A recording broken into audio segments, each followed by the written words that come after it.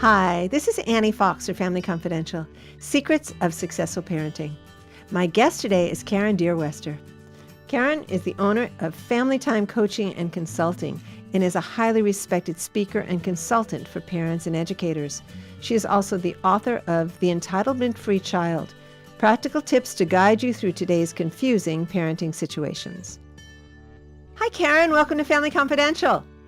Hello, Annie. Great to be here. Oh, I'm delighted that you made the time, and I'm excited about your book because it's called Entitlement-free Children. And man, I've got to let you know that in the area where I live, and probably in every community, there are parents who are trying so hard to parent differently from the way they were parented that they want to be their kids' friends, which means in their minds that they can never say no to their child. They have absolutely no tolerance for a child's frustration, in which case kids get everything, and it's really hard for them to deal with life's frustrations, and they become entitled.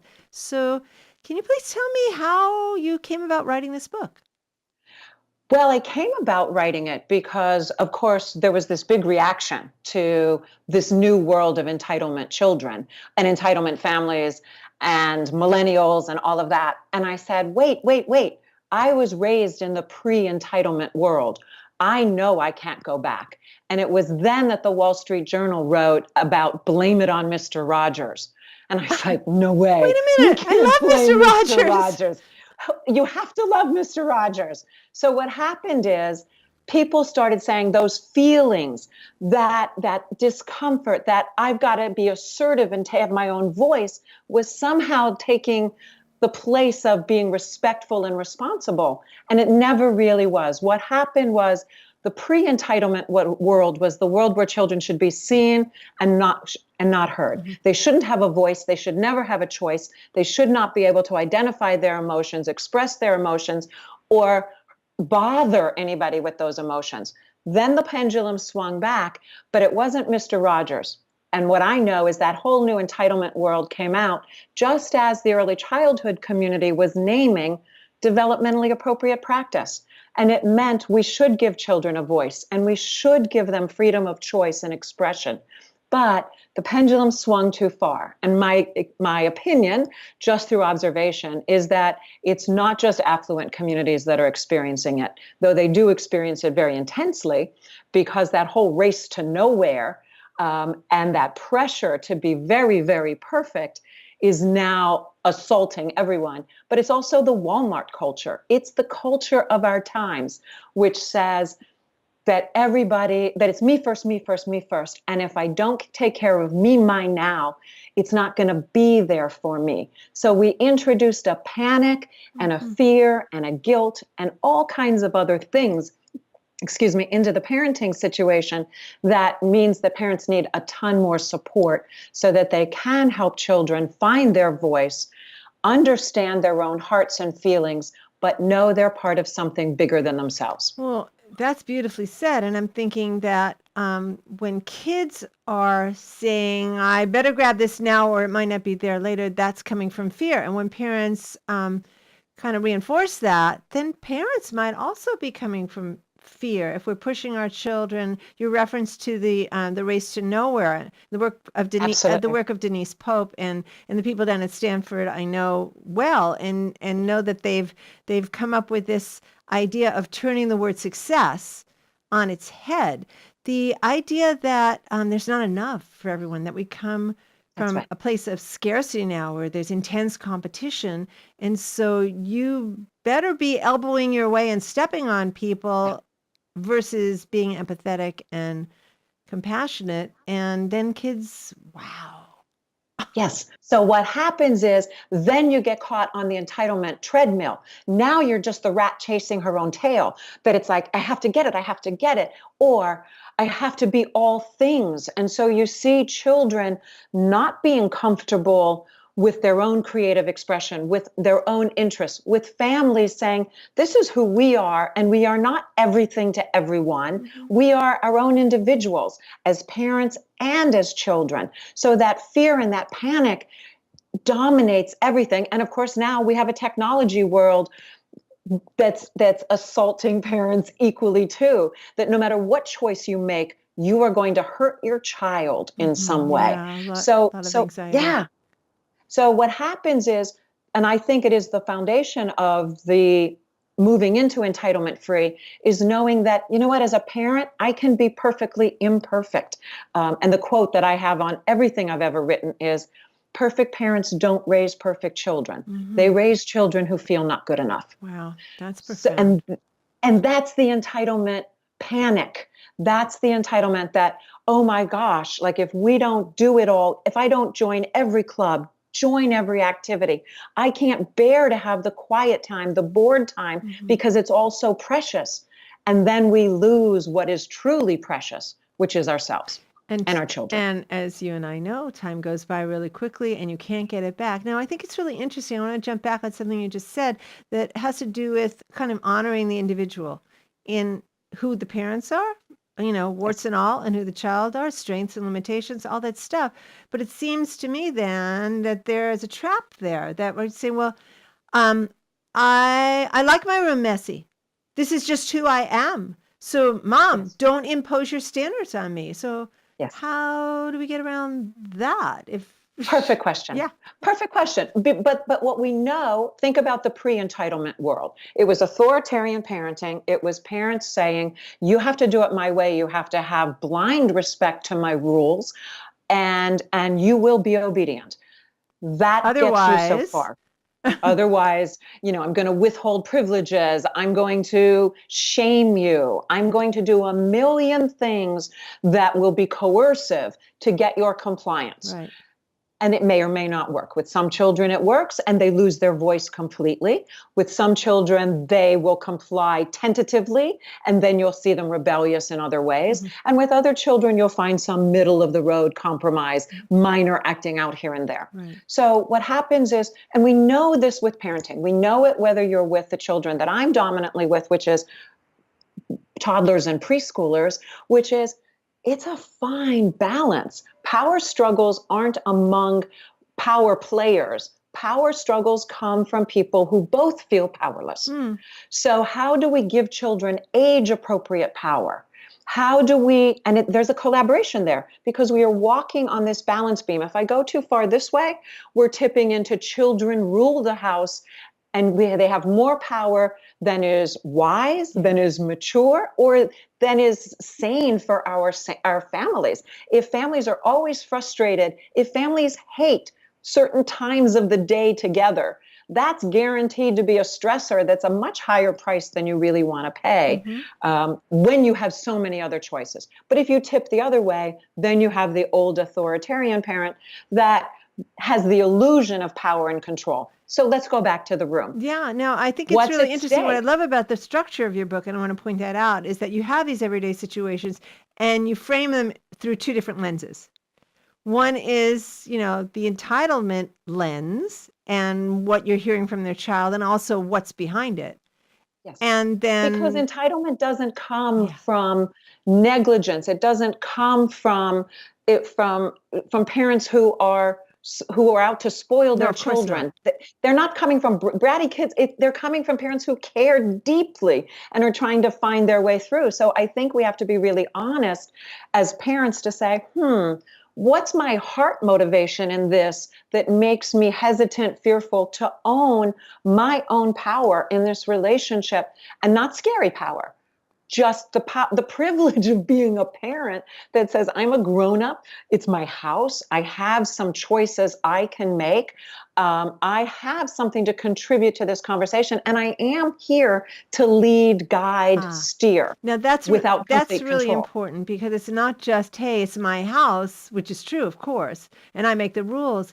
But Right. what we know about children is that when you give them too much authority and autonomy within the family, they go haywire because they know it's not where they belong. They're way above their pay grade. They're living in quicksand. They're living in hurricanes. They need somebody to throw them an anchor, and they need someone that says, I got your back on this. And so back to the room. How much matters To some parents, it doesn't matter at Right. all. Half the world probably doesn't make their own bed. I don't know. Half the Half world of doesn't us, have its own room. well, thank you, thank you, thank you, thank you. Welcome to the illusion of the mistakes of privilege. Yeah. But for those of us in this world of this day and age, how much really matters, and is it worth those battles? And you have to decide. I mean, if you say to your child, you know what, this is really important to me.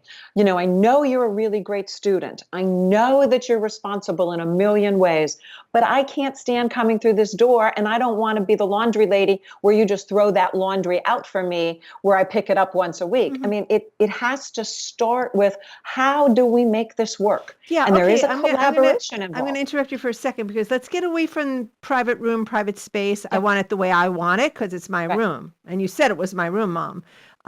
More to the idea of cleaning up after dinner. I mean, this whole idea of common space, that we are a family, and the entitled kid just say, call me when dinner's ready and I'm done, and walk away. So let's maybe talk a little bit more about Sure. how to get that team spirit for a child who says, that doesn't look like fun, I'm not going to help. Okay. Don't start with the chores. Don't start with dinner. Don't start with obligations, because we all resent that. If the first thing you say to me is, you know what, I need you to help, I'm going to be like, yeah, sorry. No, thank you. Remember all those other things you need me to do? I'm overwhelmed. So think about how you start creating those relationships. I mean, and that's what we know about all of discipline right now, is that it's relationship based, it's emotion based, it's about the connections, because then I can start to care about your expectations, your demands, and my obligations I to like not that. to you as a person, but to this family.